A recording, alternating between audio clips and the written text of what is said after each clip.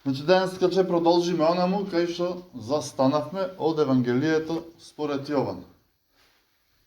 А минатиот пат почнавме со 17 глава и ги обработивме само првите 5 стиха. И сега ќе продолжиме понатаму.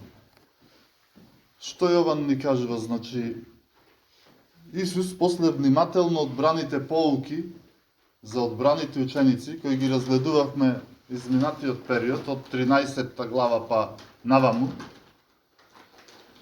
што беа во четврток спроти петок, значи во оние последни часови на Исусовиот живот на земјата. И сите тие поуки Исус ги завршува со молитва. Тоа го видовме минатиот пат и видовме како започнува таа молитва. Таа молитва започнува со молитва за себе, но видовме исто така дека таа молитва не е себична молитва. Дека таа е молитва која дава љубов, која дава живот вечен, се моли за сите Исус, и тоа е таа љубов што се излева од Него.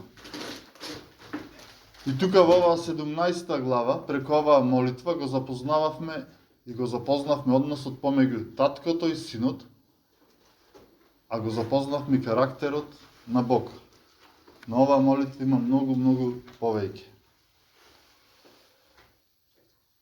И како што спомнавме минатиот пат, оваа молитва е наречена големо свештеничка молитва, што впрочем и е. И денес ќе го разгледаме делот кој ни предстои од 6 до 19 стих, каде што Господ Исус се моли за 11-мината, тоест за апостолите, оние што останаа, бидејќи Јуда замина во ноќта и светлина не виде повеќе.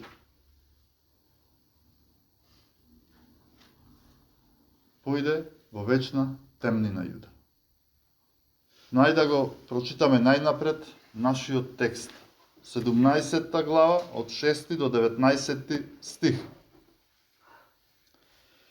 Им го јавив Твоето име на луѓето кои ми ги даде од светот.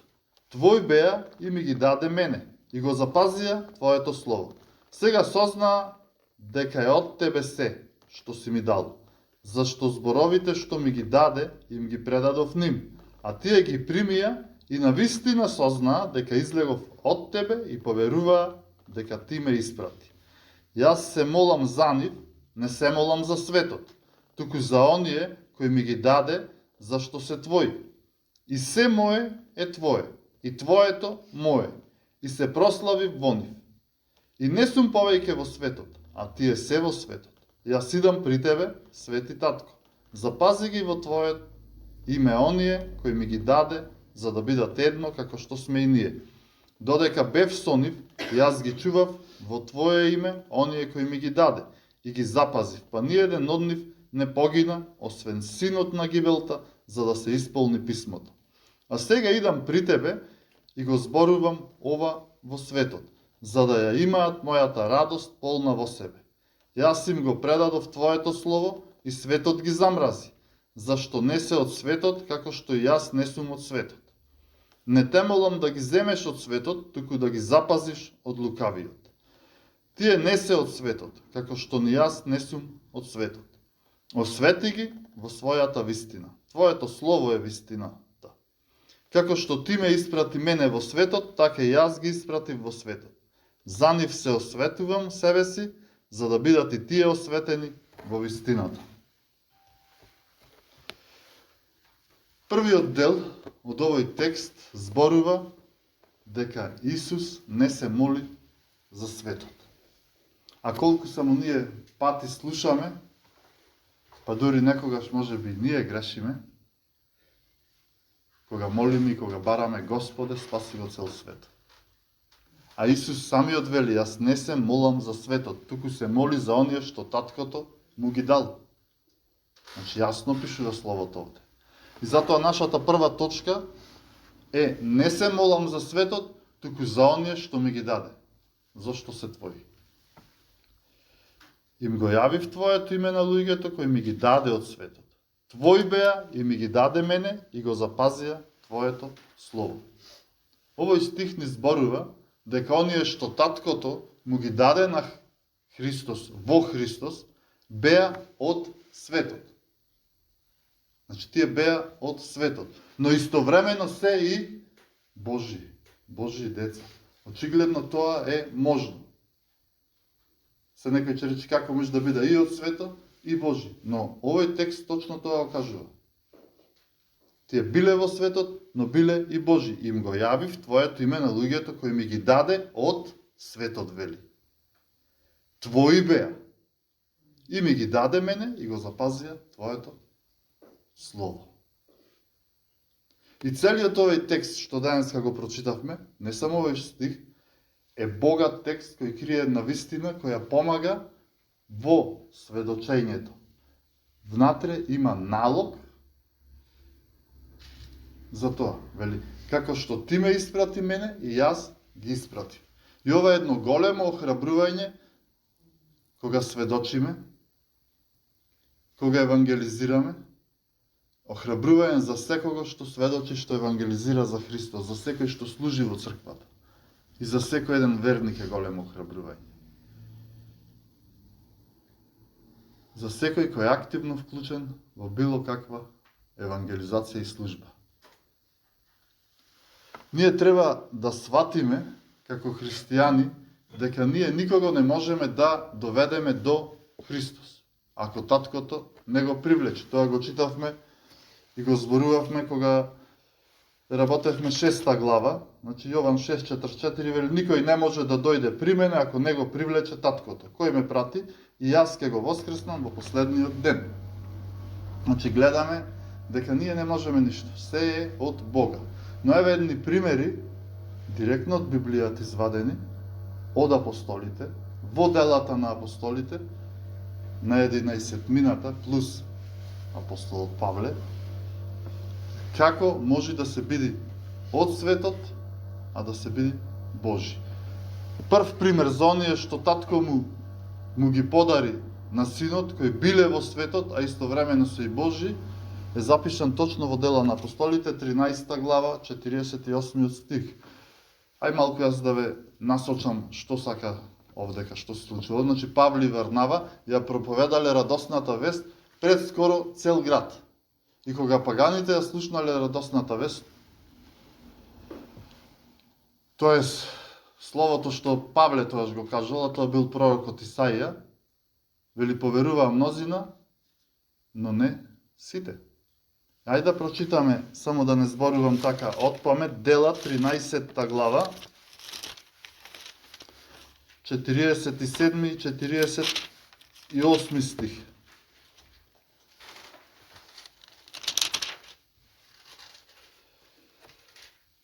Зашто Господ ни заповеда вака: те поставив за светлина на народите, да им бидеш спасение до крајот на земјата. Кога народите го чуја тоа, се радуваа и го славеа Господовото Слово и поверуваа мнозина, кои беа определени за вечен живот. Значи, не сите, мнозина, не се сите. А кои се тие? Оние кои беа определени за вечен живот. Значи, тие биле во светот, но биле и Божии. И биле во светот, и биле и Божии. Кои слушнале? Кои го слушнаа Словото? Кои биле привлечени? Оние што биле определени. И тоа е таа Божја сувереност во повикот во спасението. И сега многу луѓе ова го негираат и се нервираат, се навредуваат, но верувајте дека ова го разоружува човекот кој мисли дека има слободна волја. Човекот нема слободна волја. Неговата волја е заробена, но е одговорен. Одговорен е за секој збор и за секоја емоција што излегува од него, за се што се шири од него. И точно тоа луѓето не сакаат да го слушнат, дека не се слободни. Заробени се, а се одговорни. Се некој ќе рече, па како Исус ослободува? Да, Исус ослободува од гревоите, но ние треба да бидеме робови на Исус Христос. Значи, слуги на Исус Христос. Заробени, а одговорни. Втор пример, Божи а во светот, тоа е исто во дела, но ова се случува во градот Коринт, 18 глава, 9 и 10 стих. Еве што ни пишува таму. А Господ му рече на Павла, ноќе во видение, не бој се, но зборувај и не замолкнувај, зашто јас сум со тебе, и никој нема да те допре, за да ти направи некакво зло, зашто има многу народ во овој град. И после вели така, преседе години и 6 месеци и ги поучуваше во Божиото Слово. Божи, а истовремено во светот. Кај го гледаме тоа? Има многу народ во Коринт, Бог му вели. Зборувај, не замолкнувај. Затоа му вели, не замолкнувај, зборувај го Евангелието, на тој народ му треба оживување, му треба реанимација, тој е мртов во гревот, треба да го слушни тоа. А тоа Господ го прави, а Павле само зборува, само повикува. И ете, тоа е причината зошто и ние треба да проповедаме. Бидејќи некои велат, па ако се луѓето Божи, а во светот и тие се определени уште пред создавањето на светот, како што вели Словото, тоаш па зошто ние да проповедаме, зошто да евангелизираме, зошто да сведочиме? Која е потребата? Точно за ова. Зборувај, не замолкнувај. На секој човек треба да го слушни тоа. А оние кои се определени, ќе одговорат. Тие ќе слушнат. И затоа му вели на Павле, има многу народ, мој народ во тој град. Во Коринт во тоа време, луѓето, според Павле, ако читаме, ако разгледаме, ќе видиме дека биле духовно мртви, под дејство на своите телесни походи, и истовремено биле и Божи. Не сите, мнозина били, многу народ. Но не биле Божи до крај. Но биле Божи. За Павле сведочењето, проповедањето, евангелизацијата, мисијата е барање на определените. Барање на Божиите. И тоа е евангелизација и сведочење. Барање на Божиите кои ќе поверуваат во Негово време и на Негов начин. А не кога ние сакаме и како ние што сакаме. Бидејќи ние секогаш излегуваме, бараме, сведочиме и сакаме одма човекот да прифати. Не. Бог го прави тоа, а не ние. Павле ја открива ова релаксирачка вистина, охрабрувачка вистина за сите оние кои сведочат, кои евангелизираат. И тоа му го зборува на Тимотеј, во 2 Тимотеј,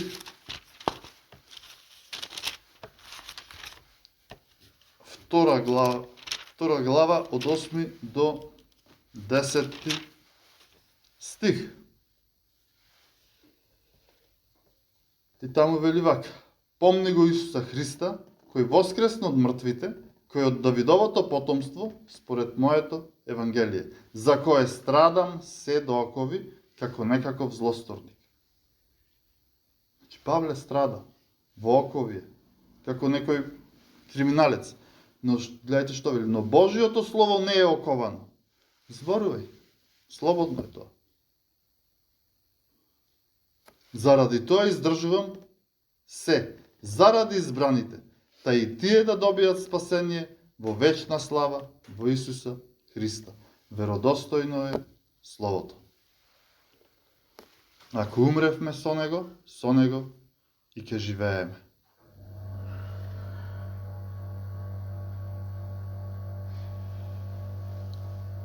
Значи, заради кого страда Павле овдека? Заради избраните, вели. И сега, знаеме, сите сведочите, евангелизирате и повеќе години и никој не се одзвива на тој повик. И тога што иди? До нервоза, до фрустрација. Но тоа иди само заради, ако него разбираме ова. Ако него разбираме овој текст. И често тоа се случува. А уште во Стариот Завет вели: Господе, ако има барем 100, ако има барем 50, ако има барем една душа, ама може да нема и ни една. И не треба нервоза, не треба нервоза. Нервозата и фрустрацијата не одат заедно со евангелизацијата. Бидејќи не сме ние тие кои го спасуваме човекот. Не ги спасуваме ние луѓето. Ако таткото не ги привлече, до дела. Никој не доаѓа при мене, вели Исус, ако не го привлече таткото. И уште вели, јас ќе го воскреснам во последниот ден. Какво охрабрување. Нема никој, одиме понатаму, зборувај, не замолкнувај. Твојот живот нека сведочи.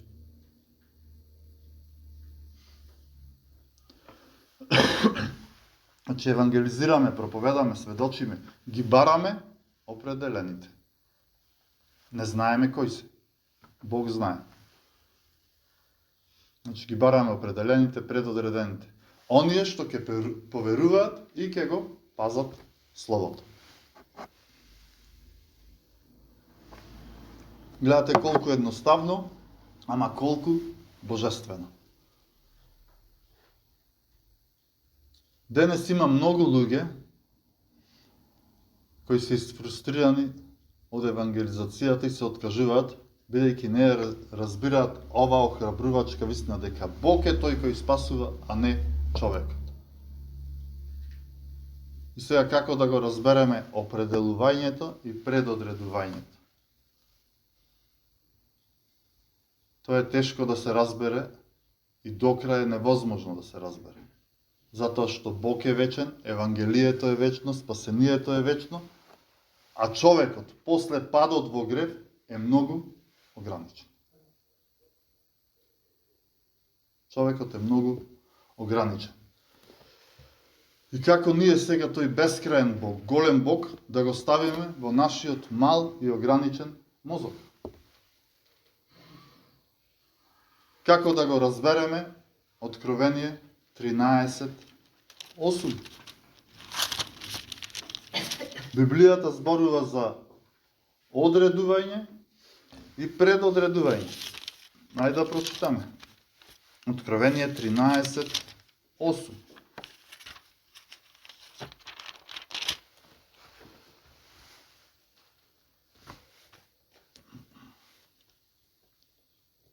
И ќе му се поклонат сите кои живеат на земјата, чии имиња не се запишани во книгата на животот на јагнето, заклано од создавањето на светот. Значи тоа е така и никој нема што да го смени. Човек не може да смени. Значи, ќе му се поклонат сите, сега овдека зборува, оние кои не се запишани во книгата пред создавањето на светот. Значи, тоа се оние кои нема да поверуваат. Значи, тие се одредени за пропаст. На кого? На јагнето кое е заклано пред создавањето. Значи, Исус е јагнето и тој е предопределен уште пред постанокот на светот дека тој ќе го спаси светот, тој ќе биде жртвата. И ова никој не може да смени. Ниту човекот со својата слободна волја која не е слободна. Е сега како не е слободна? Па еве да речеме и дека е слободна, а не е слободна, колку само влијанија ние имаме како луѓе. Имаме внатрешни влијанија, надворешни влијанија, социјални влијанија, духовни влијанија, историски, психолошки. И тоа за каква слободна волја зборуваме. Мал пример. Зошто како дете не си избрал да зборуваш, ајде, шпански јазик? Зошто македонски? Мајчин јазик. Тоа е само еден пример. Ако имав слободна волја, ако може, че изберев, може би шпански, може би кинески. Не, македонски. Нема слободна волја. Кој има уво нека чуе. Еве Откровение 13:9-10. Кој има уво нека чуе.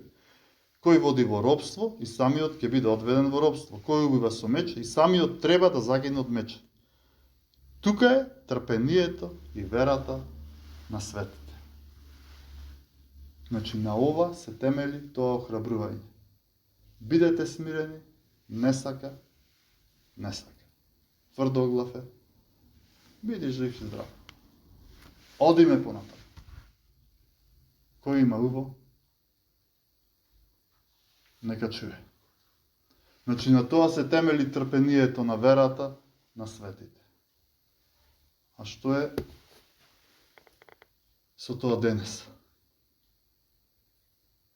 Каде е таа постојана светост? Каде е таа постојана светост во евангелизацијата, во проповедањето?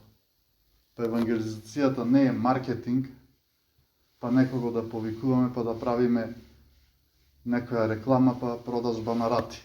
Ако сакаш вака, а не ичиш така, па и вака. Не. Тоа е трчање по светот. И често пати ние трчаме по светот со таа евангелизација. Исто како момчето по девојката. Евангелизацијата е проповедање на Словото во сила и мојка, во понизност и љубов. И кој има уво, нека слуша. Не трчање по светот.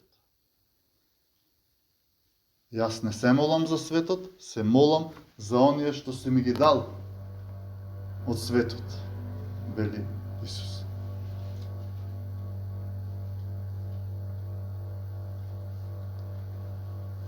Во одговор на ова секогаш актуелно и секогаш контраверзно прашање за одредување и предодредување, Павле ни помага со текст од Ефесијаните 1 глава, значи многу пред Калвин и калвинизмот, бидејќи многу луѓе велат па тоа Калвин го измислил.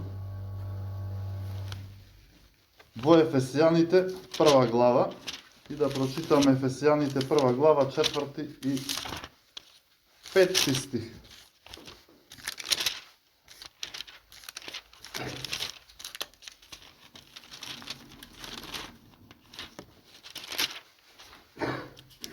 И таму вели вака: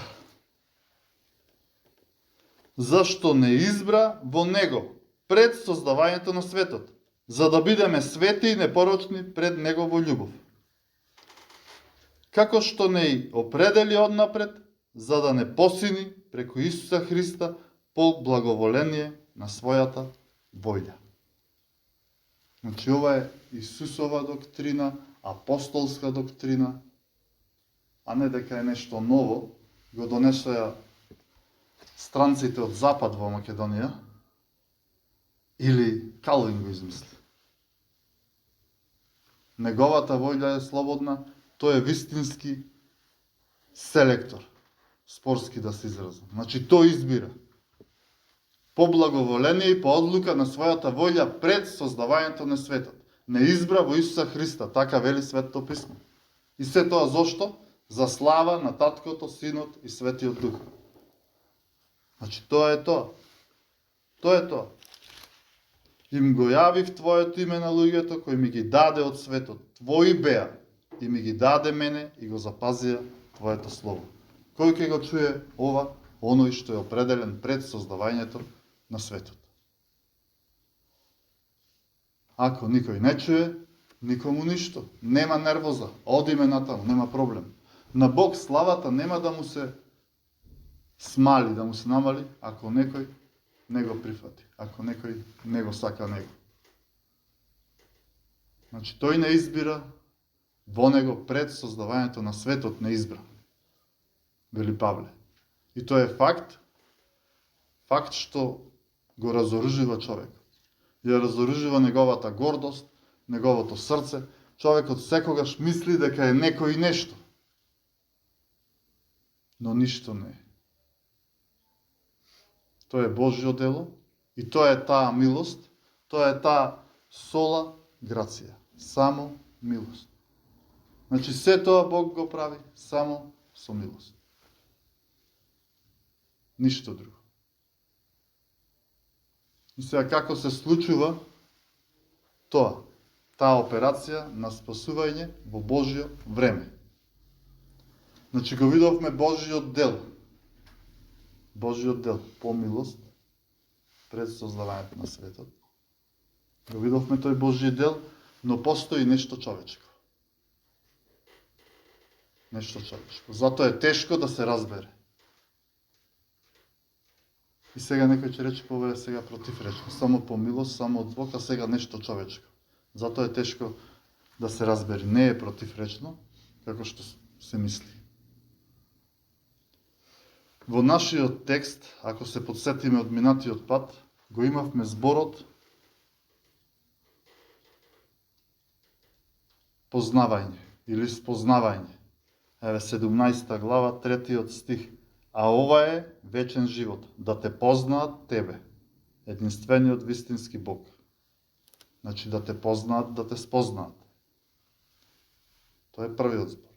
Но не може да се познае нешто или да се спознае ако тоа не се објави. Значи доаѓа прво објавување, па спознавање. Значи Бог прво мора да се објави, а тоа го прави по милост, значи прво е милоста, прво е неговата интервенција, неговиот допир, прво е неговиот повик, објава. Никој не може да дојде при мене ако не го привлечи таткото. Значи прво се објавува. По објавувањето доаѓа спознавањето. И секогаш е така. Секогаш е Бог тој кој доаѓа во љубов. Бог доаѓа, а не ние го бараме Бог. Ние никогаш нема да го баравме Бог, нас ни беше добро во гревовите. Но Бог е тој кој прв интервенира. Бог доаѓа, човекот не оди никаде. Тој е заклучен во некој свој свет. Значи спознавањето од човечка страна, а објавата е Божја. Потоа во текстот наоѓаме примање на зборовите. 8 стих од денешниот текст. Зашто зборовите што ми ги даде, им ги предадов нив, а тие ги примија. И на вистина сознаа дека излегов од тебе. Значи тие ги примија зборовите. Тоа значи да се прими живиот збор, живото, отелотворено слово. Словото е вистина. А црквата е столб и подлога на вистината во овој свет, а не е клуб за забава. Столб и подлога на вистината во овој свет. Во текстот пронаоѓаме уште еден збор. Вера. Исто во 8 стих. Зашто зборовите, што ми ги даде, им ги предадов ним, тие ги примија и на вистина сознаа, значи сознаа, дека излегов од тебе и поверува дека ти ме испрати. Поверува. Вера. Верата е тоа кога зборуваме за човечкиот дел. Спознавањето, одговор на објавата. Со вера. Значи го спознаваме Бог со вера. Имаме две врати, сега како ќе бидеме сигурни дека ќе отвориме вистинската врата, а не погрешната? Па со вера. Значи уверен сум дека тоа е вистината. А сето тоа доаѓа преку Бог и преку Светиот Дух со неговата објава. Нема ништо однадвор, нема ништо одстрана, се е тука во Словото, во Бог. Се е тука, ништо однадвор. Се што е однадвор е грешно. И сега како се случува Божјата операција на спасување?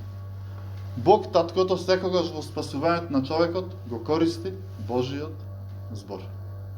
И Светиот Дух, секогаш.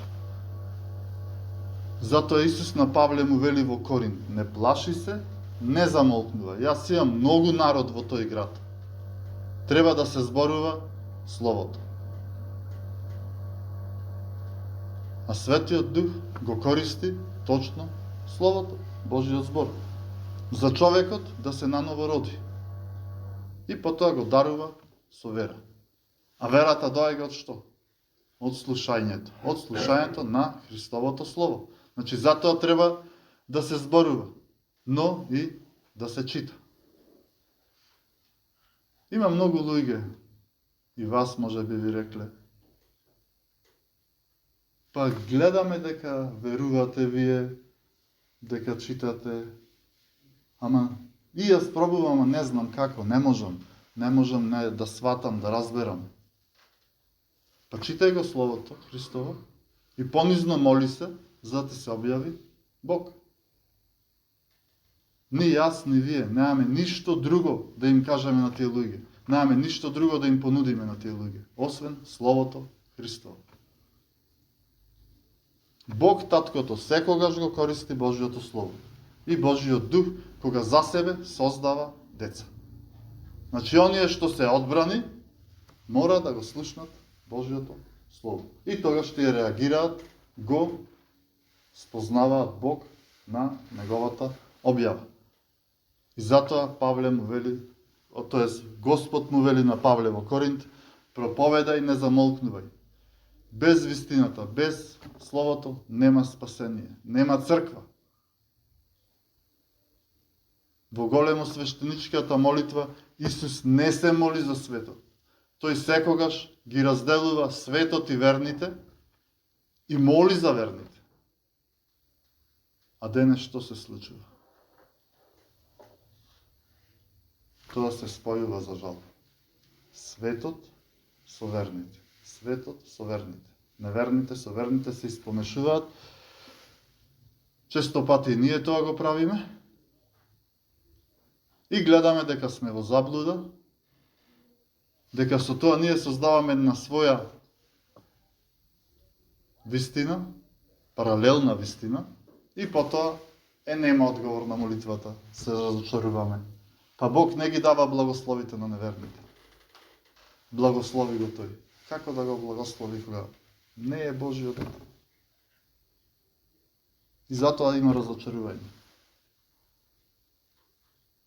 Вели, за да бидат осветени во вистината, вели Словото. Значи, не надвор од Словото. Гледајте што вели Словото. Инаку ќе се разочарате. Што моли Исус за оние што Таткото му ги даде? Вака вели, запази ги во Твое име, оние што ми ги даде. И тоа е нашата втора и последна точка за денес. Запази ги во Твое име, оние што ми ги даде. Брајки и сестри, не знам дали доволно разбираме и дали сме свесни во каква опасност сме ние. Во каква опасност сме ние. Како Исус моли? Запази ги, тоест, зачувај ги моите. Зачувај ги, запази ги. Христијанството не е рекреација, не е забава. Не е само клуб за дружење. Вели, запази ги во Твое име. Запази ги. Многумина ќе отпаднат. Тоа го вели Словото, читајте Солуњаните. Затоа што многу луѓе, сега сватете ме добро овде, што многу луѓе живеат во паралелна вистина, во некои лажни сојузи, лажни екумени, и не знам каде уште не, во какви не здруженија, мислејки дека се во право и дека се на вистински пат. Но на крај страшно ќе се разочарат. Тие ќе отпаднат. А не оние кои се по вистинскиот пат. Оние се на вистинскиот пат, тие се запечатени за секогаш од Светиот Дух во своето спасение. А овие другите страшно ќе се разочараат. Оние кои се само праведни, кои мислат, па јас ништо лошо не сум направил, јас сум многу добар, правам добри дела, помагам на секаде. Но дали го познаваш Бога? Тука ќе следи разочарување. Во таа самоправедност. Исус знае дека заминува од светот. Но ајде да прочитаме од 11 до 19 стих. И не сум повеќе во светот, а тие се во светот. Јас идам при тебе. Свети Татко, запази ги во Твое име, оние кои ми ги даде, за да бидат едно како што сме и ние. Додека бев со нив, јас ги чував во Твое име, оние кои ми ги даде и ги запазив, па ниеден од нив не погина, освен синот на гибелта, за да се исполни писмото. А сега идам при тебе и го зборувам ова во светот, за да имаат мојата радост полна во тебе. Јас им го предадов Твоето слово и светот ги замрази, зашто не се од светот, како што и јас не сум од светот. Не те молам да ги земеш од светот, туку да ги запазиш од лукавиот. Тие не се од светот, како што и јас не сум од светот. Освети ги во своја вистина. Твоето слово е вистината. Како што ти ме испрати мене во светот, така и јас ги испратив во светот. За нив се осветувам себе си, за да бидат и тие осветени во вистината. Одовде што можевме да видиме? Дека Јуда не се спасил. Некои тоа го велат, па покасно се покајал, ги вратил сребренците, но овде вели, тој е син на гибелта, не се спасил, како што некои мислат. И уште што гледаме, колку пати Исус повторува, не од светот, не во светот. Значи Исус не раздвојува нас од светот. Вели, не припаѓаат, вели, во светот, ама се во светот. Светот не ја сака вистината и тоа што денес нема конфликт меѓу верните и светот овдека, можеби затоа што црквата не го проповеда точно Евангелието. Ако светот се поклопува со црква, тогаш нешто има сомнително тука. Ако светот и црквата се соединуваат. Не се зборува вистинско Евангелие во црквата. Прогонствата, непријателствата се неизбежни. Видовме предходно, кога Исус им зборува на учениците. На овој или на оној начин тие порано или подоцна ќе дојдат. 10 од 11 апостоли што ја слушнаа оваа молитва се убиени заради вистината и Евангелието. И што значи сега ова добро?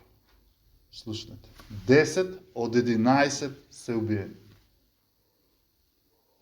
Значи, Исус овде не се моли за физичко, телесно запазување на апостолите. Ако така се молеше, оваа молитва немаше да биде услишана. А ние добро знаеме дека ниедна Исусова молитва не остана неуслишена од таткото. Кога зборуваме услишена молитва, мислиме на молитва која е слушната и исполнета. А сите Исусови молитви, таткото ги исполни. И заради тоа, очигледно е дека Исус не се моли за запазување на физичкиот живот на апостолите. 10 од 11 беа убиени. А и тој 11-тиот беше по затвори и прогонуван. Тоест, за што се моли Исус? За заштита на посветениот нивни живот. За да ја носат вистината и за спасение на нивните души. Значи, тоа е големо, тоа е преголемо нешто. 10 беа убиени, а вели запази ги од лукавиот. Што да запази? Здравието? Не. Душата запази им ја. Душата чува им ја од пекол, од лукавиот. Тоа е таа опасност во која сме и ние денес. Тоа се тие заблуди, паралелни вистини и лажни учења, кои не се темелат на вистината, кои не се темелат на апостолската наука. Освети ги во својата вистина, Твоето слово е вистината. Ако го проповедаме Евангелието, ако сведочиме секогаш со Евангелието, со Словото, секогаш ќе има отпор и непријателство. До крајот на животот. Така е тоа. Еве, и мене ми се случува после 14-15 години, пак истото. Зошто си сменивте верата, зошто си смени верата, кој те излажа, кој ве излажа, зошто сега ова? Отпор, непријателство. И ако почнеш да зборуваш со Словото, па и доста сега за тоа и друго да правим. Тоа е тоа. Тоа ќе го има до крајот на животот. Претходно рековме, спасението е вечно и таа операција започнува со објава, спознавање, вера и потоа продолжува со осветување, за да кулминира со прославување. Гледате, вечното Евангелие започнува и завршува во вечноста. ги определи пред создавањето на светот, значи во вечноста, пред создавањето на светот, за живот вечен. Пак во вечноста. И тоа е Божја работа. Значи ги запазува Бог своите за вечност. И затоа Павле вели, оној што го започнал тоа, тој ќе го доврши. Бог започнал, Бог ќе доврши. Не е тоа од нас. Немаме ние ништо во тоа. Кај Бог започнува, кај не го завршува. Значи Бог е спасението. Ништо друго. Охрабрувањето овде е тоа запазување, зачувување, запази ги од лукавиот. Значи, оние што се возлюбени, оние што се повикани, тие се запазени за Исуса Христа. Јасно ни пишува и Јуда во своето послание. Ајде да прочитаме и тоа. Значи, Јуда, 1 глава, 1 стих, вели Јуда, слуга на Исуса Христа, брат Јаковов. Ај малку и ова да го појаснам, макар да не ни е то темата. Значи, Јуда, слуга на Исуса Христа. А Јуда му е брат на Исус Христос. И зашто не вели брат на Исуса Христа? Па затоа што би се поистоветил со Исус, би се подигнал со Исус. На Исус му е полубрат, а на Јаков му е брат од Јосиф и од Марија. А Исус е од Бог и од Марија. И Јуда, за да не се возвиши, вели братот Јаковов. И гледайте шо вели потаму. До повиканите, кои се возлюбени од Бог, Таткото и запазени за Исуса Христа. Значи, до повиканите, кои се возлюбени. Исус во оваа молитва се моли за своите, што ги возлюби до крај. Значи, уште на почетокот во горната соба вели, а оние кои ги возлюби до крај. И ова значи дека најмногу што Бог љуби, ги љуби своите, а не светот. И нема поголема љубов од таа љубов, од оваа љубов што Бог нас не љуби. Мене и тебе не љуби до крај. Нема поголема љубов. До крај, значи крај, толку поголемо нема. Исус се моли овде пред крстот. Значи четврток спроти петок. Но крстот не е крај. Тој и по крстот, по смртта, воскресението и вознесувањето и понатаму се моли за нас, се до прославувањето, затоа што тоа е неопходно. И Исус за оние што татко му ги дал, ќе посредува и ќе моли се до средбата со него. Се до нашата смрт, ако не дојде пред нашата телесна смрт овдека. Дали на 50, 60, 70, 80 години, не знаеме, ама ќе стани од десната страна кај што седи и ќе рече, одиме дома. Доста беше, одиме дома. Доста беше од овој живот на земјата, каде што имавте страдања, имавте маки, имавте непријатели, одиме дома. Исус овде не моли и не вели да ги заштитиш од светот, туку вели да ги запазиш од лукавиот, да ја зачуваш вистината што ја носат во нив, за и други да поверуваат преку нивните зборови и да се спасат. Еден пример. Колку мина од нас, барем еднаш до сега, помислиле, доста беше. Доста ми е од црква, доста ми е од Бог, доста ми е од вера. Бидете искрени, слободно признајте си. Барем еднаш. Може и да крениме рака. И јас сум го помислувал тоа. Но овде сме. А знаете зошто сме овде? Затоа што сме запазени за Исус Христос. Сите сме се разочарале во своите заблуди и толкувања, во своите очекувања од црквата, бидејќи сме очекувале со нашиот телесен ум, сме имале телесни очекувања, човечки очекувања, и затоа дошло до тоа разочарување. и до тие заблуди. Но запазени сме и Бог не чува. И затоа е необходно Исус постојано да се моли за нас. Затоа Исус постојано се моли и се застапува за нас пред Таткото. Исус не спаси само со својата смрт, туку и со својот живот. Еве ќе прочитаме Римјаните 5 глава од 8 до 10 стих. Но Бог ја покажа својата љубов кон нас со тоа што Христос умре за нас додека уште бевме грешници. Сега, откако сме оправдани во неговата крв, многу повеќе ќе се спасиме од гневот Божи преку него. Зашто ако сме помирени со Бога преку смртта на неговиот син, додека бевме непријатели, толку повеќе, веќе помирени, ќе се спасиме во неговиот живот. Значи, не спаси само со својата жртва, туку и со својот живот. И уште не спасува. Исус е жив. Спасението е момент, но е процес кој трае вечно. Тој се моли за нас и посредува за нас.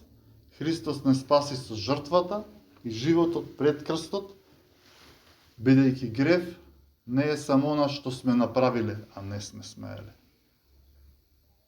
Грев е и што? Она што не сме направиле, а сме морале да го направиме. А колку тоа денеска го има.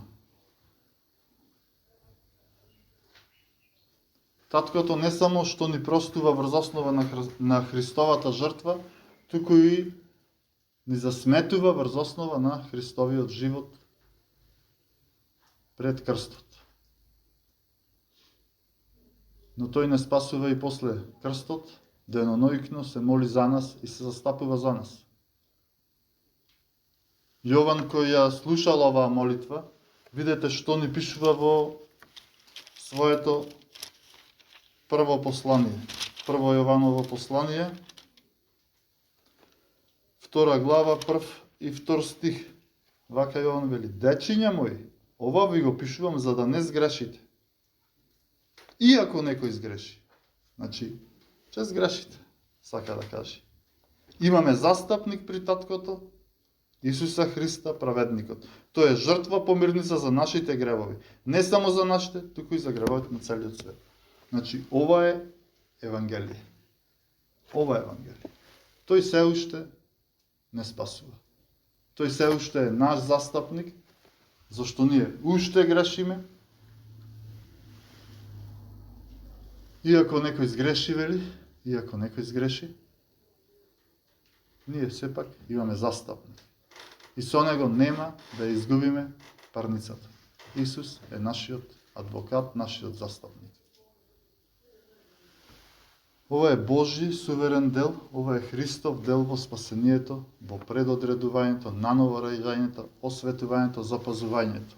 Но каде е човечкиот дел? Што ние мораме? Каде е нашата одговорност? Каде е нашата одговорност?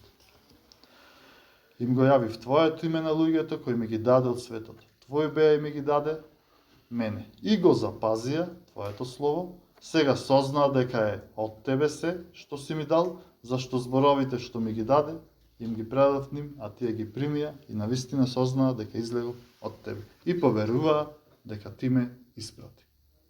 Значи го запазија Твоето слово, го зачуваа. Чувај го довереното богатство. Чувај го Словото. Словото е богатството. Вистината и Евангелието мораат да останат недопрени, онакви, какви што се. И запази го тоа. Тоа важи за сите нас. Да го пазиме тоа. Тоа нема цена, тоа е безценето. Кои се мои брајки и сестри, што вели Исус? Оние што исполнуваат Божијата волја, ја запазуваат. Оние кои го запазуваат Словото. Како ќе го препознаеме вистинскиот верник? Во понизност, во љубов, но и го пази Словото. Го исполнува Словото. Без попуштање и без компромиси.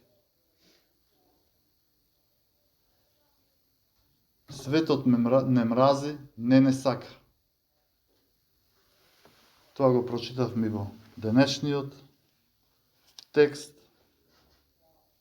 Јас им го предадов Твоето слово и светот ги замрази, зашто не се од светот, како што јас не сум од светот. Не те молам да ги земеш од светот, туку и да ги запазиш од лукавиот. И ако светот ни аплаудира, бравос, тоаш нешто не е во ред. Сигурно нешто не е во ред. И потоа вели, освети ги во својата вистина, Твоето слово е вистината, како што Ти ме испрати мене во светот, така и јас ги испратив во светот. За нив се осветувам себе си, за да бидат и тие осветени во вистината. Драги мои, Библијата, дали е богатство за вас ова? Или само било некогаш? Тоа е прашање за размислување. Како препознавате кој е брат и сестра? Го пази словото. И тоа како? И тоа нема цена. Бидејќи без тоа слово нема евангелие, нема спасение, нема црква, нема небо. А тоа е преголемо. И гледайте што вели апостол Петар за крај. Прво Петрово послание, 2 глава, од 7 до 12 стих. Така за вас кои верувате, тоа е скапоцен, а за оние кои не веруваат, каменот кој го отфрлиат зидарите, но кој стана аголен камен и камен за сопнување и стена на соблазнување, на која се сопнуваат оние кои се непокорни на словото, зашто се и определени. А вие сте избран род, царско свештенство, свет народ, народ придобиен, за да ги прогласите славните дела на оној кој ве повика од темнината во својата чудесна светлина.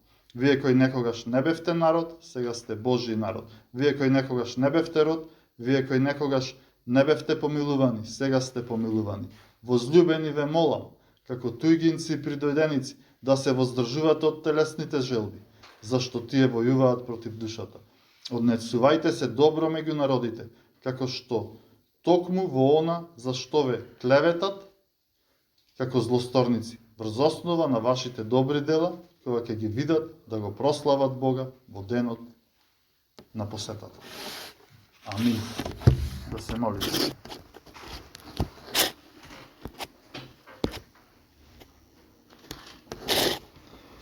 Татко Небесен, Ти благодариме за овој ден, Ти благодариме за Твоето Слово, Ти благодариме за жртвата што си ја дал, но Ти благодариме и за тоа што Ти си не одбрал, што си не извлекол од калта, од тињата, од гревот и си ни дарил вечен живот, Господе.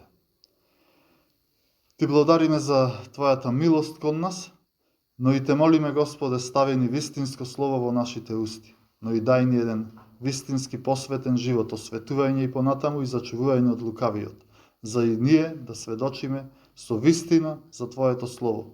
И така оние кои се Твои да можат да го слушнат тоа слово и да се обратат, Господе. Бидејќи знаеме дека овој град тоне во мрак, тоне во незнаење и во неверување, Господе. И дај ние да бидеме тој зрак на светлина, кој ќе продре до оние срца, кои можат да слушнат и кои ќе слушнат и ќе поверуваат во Тебе. Се оставаме во Твои раце и по Твоја волја. Во името на Исуса Христа молиме. Амин.